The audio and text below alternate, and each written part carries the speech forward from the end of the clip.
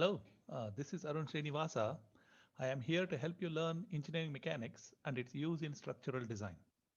Today we are going to do a full fatigue example problem all the way to the bitter end.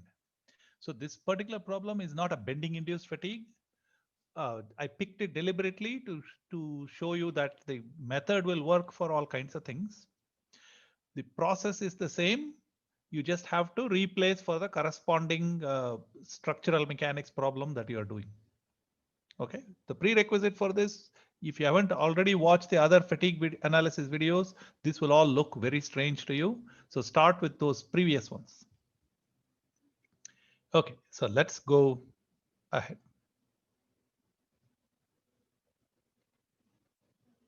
Okay, so problem statement. You can see that there is a flat strip, a AISI 1030 cold rolled steel plate, 1 inch width and 3/8 inch thickness. I want you to see how the thickness is shown in an actual engineering drawing. You can see that it's shown in the same view with a little gray bar. That is very typical. So I want you to get used to that. That's not a separate strip here. You see the strip? That's actually supposed to be the cross section of this bar. That's how they will draw it. So you should know this is a typical engineering drawing. So notice how it tells you what to do there. 1/4 inch dia drill. That's the hole. Okay. With a 1/4 inch drilled hole in the middle is subjected to a varying load F that fluctuates between -10 kip to 1 kip. So the question is, what is the factor of safety for infinite life? What is the factor of safety for a life of 10,000 cycles? That is 10 to the 4. So we're going to compute both of them. Okay. Notice that we have cyclic tensile loading. So how do we go about this problem?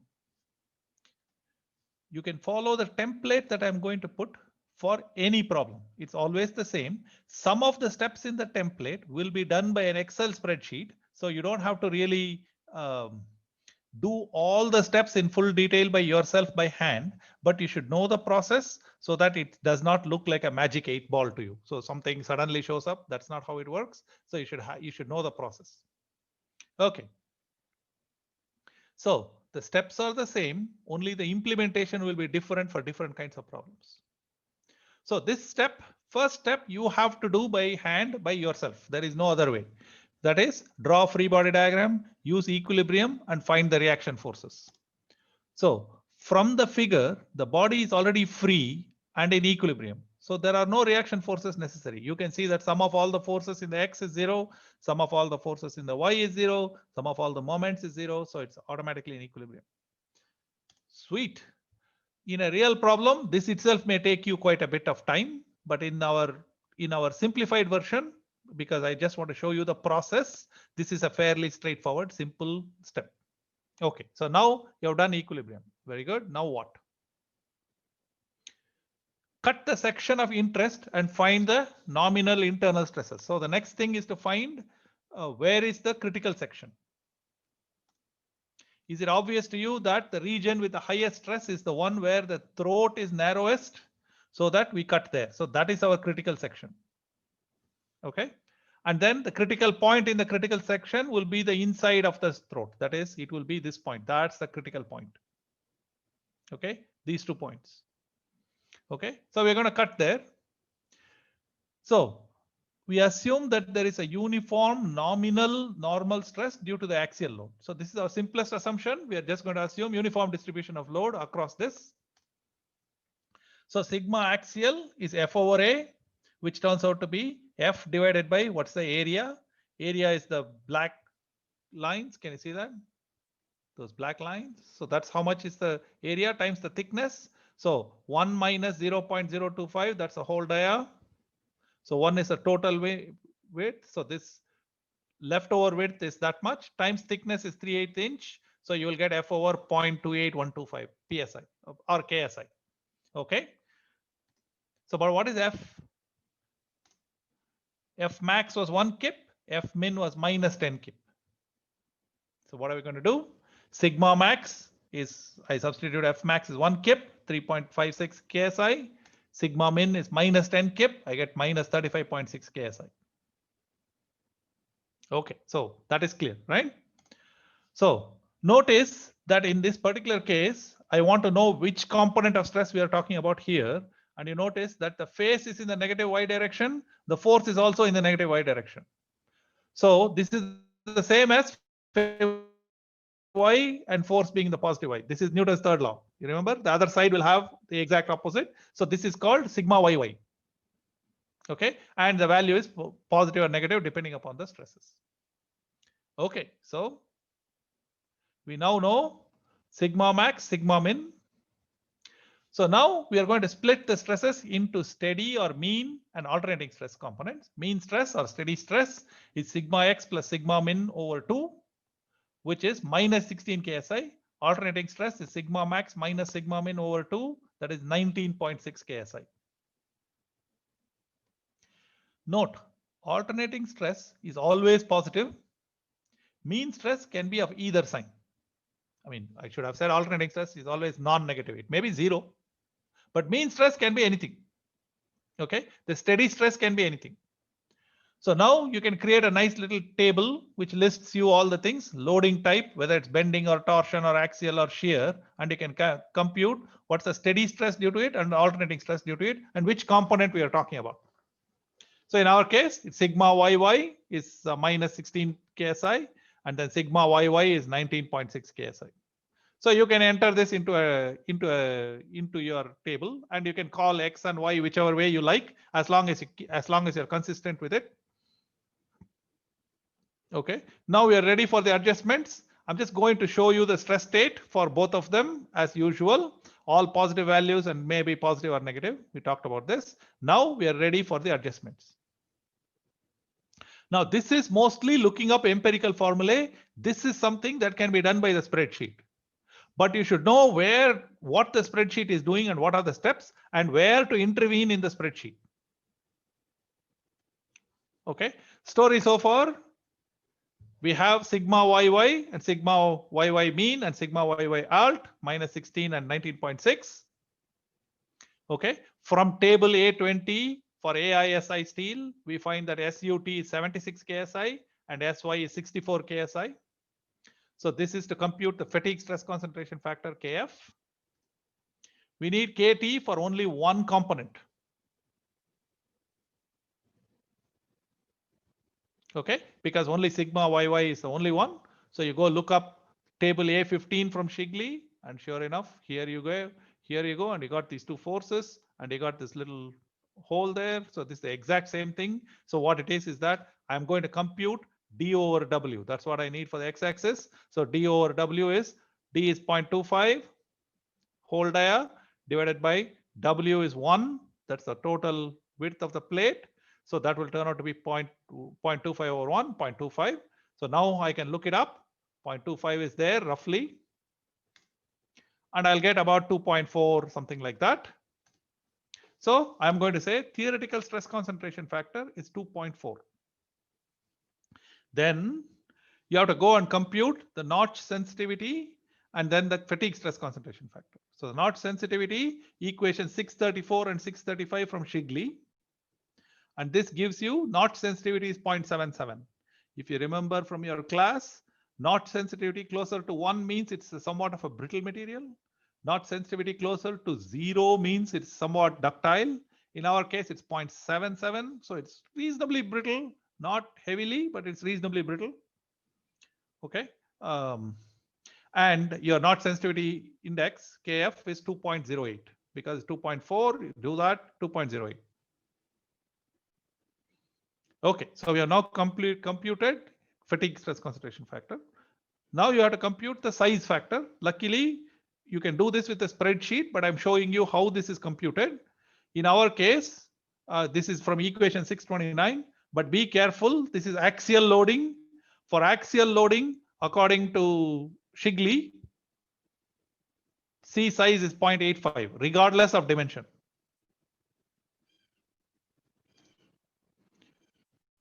Okay, that's what you're supposed to use for axial loading. Okay. So we now found C size. Now you compute C surface. I told you that C surface is very sensitive. Its value varies very widely depending upon whether you use a good surface finish or a bad surface finish, it matters a lot. So pay attention to this. From Shigley equation 619 and table 6-2, you will see that C surface is A times SUT to the power B, which is 2.7 times 76 to the power minus 0.265, which is 0.857. So where did I get A and B? From that table. Of course, Excel will automatically compute it for you, so that's not a big deal. So C surf is 0.857. Then next one is to compute C temp. This is equation 627. In our case, it's room temperature. So C temp is 1. So if you plug in room temperature 70 degrees Fahrenheit, you'll get C temp is about 1. Now, all of this, you now computed C temp, C size, KF, everything. Now we have to do the corresponding corrections. The mean stresses get only multiplied by KF. The alternating stress components get the quote unquote full treatment. What do I mean? So the mean stresses get multiplied by KF and the alternating stresses get multiplied by KF over C size times C surf times C temperature, this whole thing. So in our case, we go back to our table. I have only I equal to Y, J equal to Y, so only one component, so it's not a big deal. Bam. Okay. So I multiplied those things and I got those values. By the way, the best way to learn this is you should do this. You should actually compute along with me to ensure that my calculations are right. I tend to make algebra mistakes sometimes. So if you catch something, let me know so that the video is fixed. Okay. So please check this and make sure things are okay. Okay. So now we have loading type. What is the modified steady stress or mean stress? What's the modified alternating stress? Now we have to combine all of these things into one value, that is one scalar steady stress. We have to combine all of these things into one scalar alternating stress. We'll start with the alternating stress first. So what we have to do is, first we have to add all the like terms, that is different components, different stress components. You can add them provided the phase direction is the same and the force direction is the same. In our case, there's only one phase and one force, so it's pretty easy. So S alt YY is 57 and S mean YY is minus 38.28 kilo KSI. Okay, so that's pretty easy. Okay, now what? The adjustment process is over. Okay, but we still have to combine this thing into in our case it is already into one term, but we have to do one more step, which is to combine it into what should I apply to the JJ Moore specimen to get the same life. So that's the thing to look for. Okay, that's called the failure criterion. So here you go. We got S alt YY is 50.5 KSI, S mean YY is minus 38 KSI. So all of these things I have listed it onto this side. Now convert to JJ Moore equivalent scalars. For alternating stress, you have to do the von Mises equivalent stress. The reason is because alternating stresses cause a localized small amount of sliding, localized ductile damage. And therefore, for ductile damage, we use a von Mises criterion, or we can even use a Tresca criterion, for example. Here we are using the von Mises. Okay, so for the alternating stresses, we always think of it as a ductile material. Remember, I told you that somehow fatigue has both aspects of ductile as well as brittle. So you will see that for the alternating stresses, the aspect that we look at is ductile behavior. So what we have to do is compute the average stress and compute the alternating equivalent stress by the von Mises equivalent.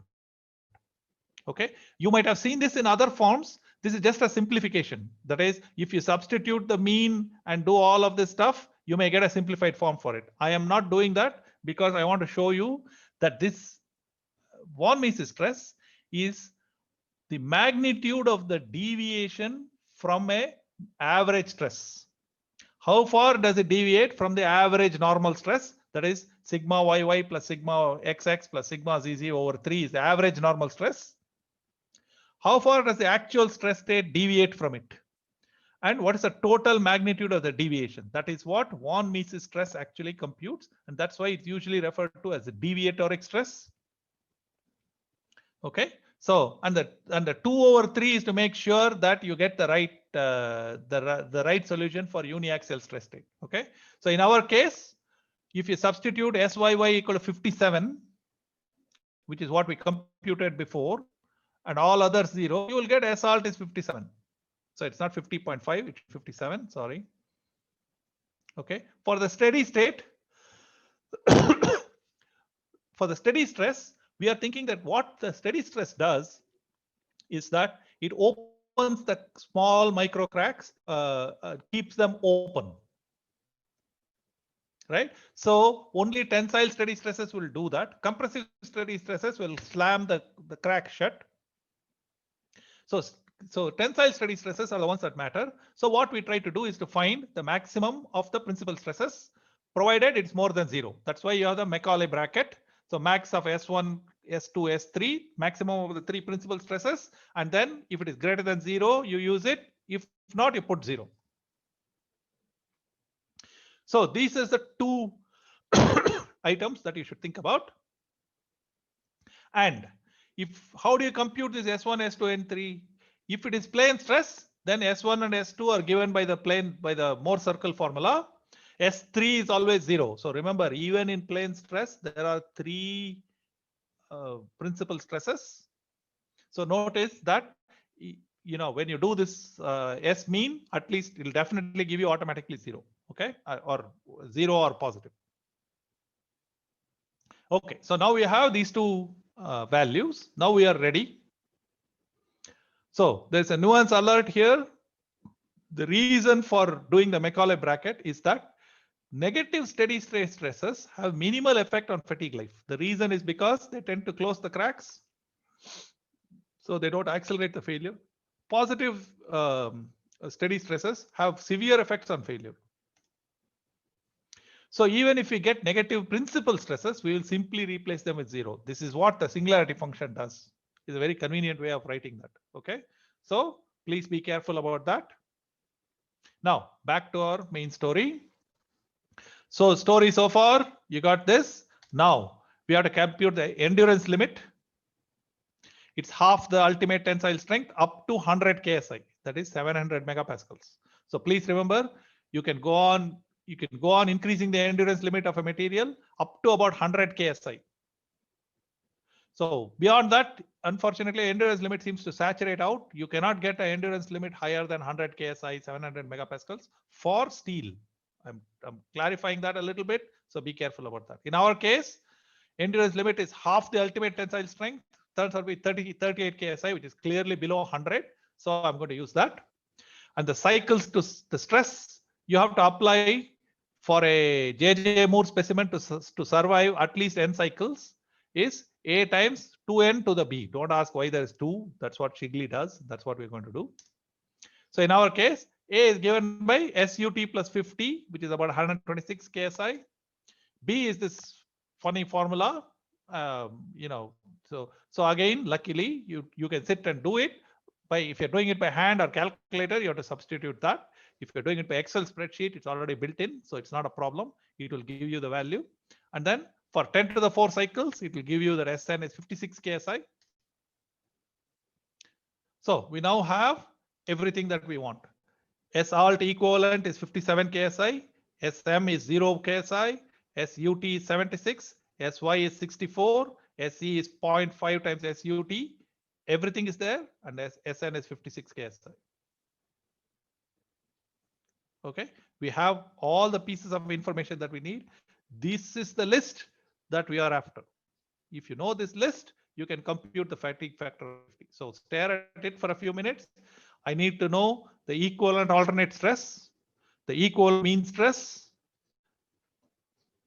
the SUT and SY, and SN, which is the cycles, the stress that you can apply to last for n cycles. So now we are ready. So we can see what that will do. Salt over Sn whole squared plus Sm over Sy whole squared must be equal to 1 over FOS squared. So FOS is factor of safety. So I'm going to plug in these values. Substitute Salt is 57, Sm is 0, Sy is 64. And for infinite life, Sn equal to Se equal to 38. Bang, bad news. It will not last forever because Salt is more than Sn, so it's going to fail. And a factor of safety is only 0.67. So you got to go back and redesign if you want it to last forever, or at least more than 10 to the 6 cycles. For life of 10 to the 4 cycles, Sn is 53.6. And that's much better.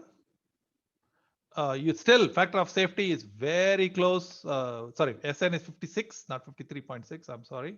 That's a typo. It's 56. So the factor of safety is 0.98. You're just there, barely there. Okay. It's still not safe. You got to go back and fix it, but not by a huge amount. So if you want it to last only 4 cycles, then it's not a big deal. But if you want it to last infinite life, 10 to the 6 cycles or more, it's not going to work. So you got to go back and redesign. And this is where the issue comes. You have to set it up in Excel so that you can go back and redesign these things. Okay. And you're not sitting there for every redesign. You cannot sit there and do all the calculations. You have to actually set it up so that once you do the calculation, you change a few values and you should be able to get a new one. Okay. Thank you very much. This is how we do a full fatigue analysis. Notice this is the 9th step in the process. By the way, all the steps will be the same for every problem. The details within the step are different. And actually the last few steps you can easily do by the Excel spreadsheet that I gave. Okay.